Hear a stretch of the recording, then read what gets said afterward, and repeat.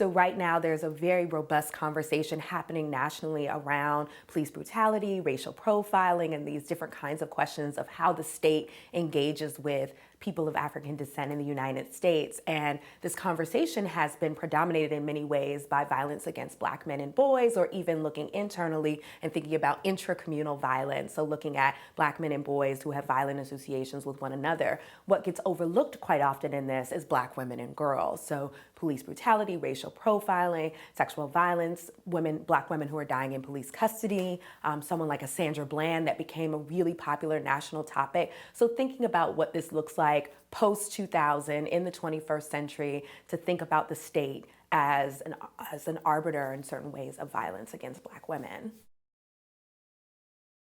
So I think we need to have, first, a very serious conversation to acknowledge that this is a problem. I think that's part of what we're dealing with right now, is how we address this and how people see this as a thing. Is this a convergence, really, of racism and sexism that we're seeing, that Black women become invisible in these kinds of conversations? So we need to look at the numbers of how many Black women are dying in police custody, how many Black women are having these violent encounters with police, and then asking, what are the kinds of implicit bias that find their ways into all of our institutions, not just policing. We see this in our schools with higher disciplinary rates for Black girls for the same infractions as their white counterparts. So some of this is about implicit bias. Some of this is about how we think about who might be violent, racist stereotypes, sexist stereotypes. So I think doing a lot of unlearning, we often talk about as educators learning, and I'm very interested in the concept of unlearning certain things.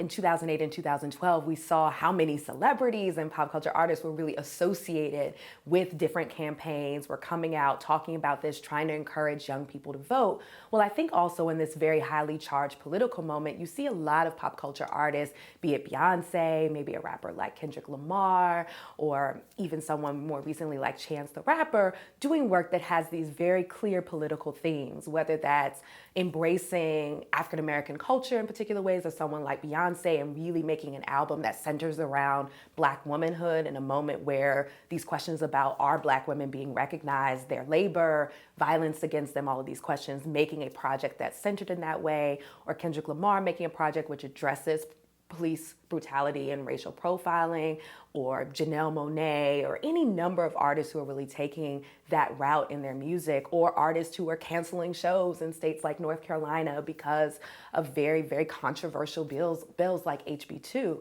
So that was Bruce Springsteen in one instance. So I think that there's something to be seen about how pop culture artists, our celebrities, mass media will be engaging the political climate. And I think there are more artists who are feeling emboldened to make certain kinds of statements, either with their art or even just in their interviews and how they're engaging with their fans.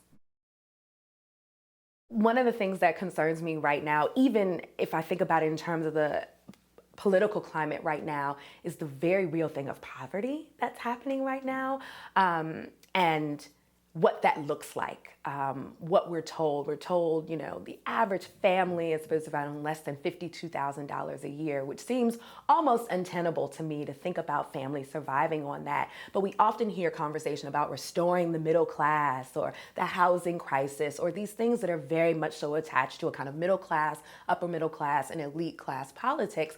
But we have a considerable amount of poor, and all that comes with that, the health crisis that comes with that, even with something like Obamacare or ACA, we still have people who are underinsured. Food insecurity is becoming an increasing issue. So thinking about all the ways in which poverty manifests in our day-to-day lives, the closing of public schools, right? These kinds of issues are really of concern to me. And I think they fall out of the conversation when we put the emphasis in our political conversations about the middle class specifically.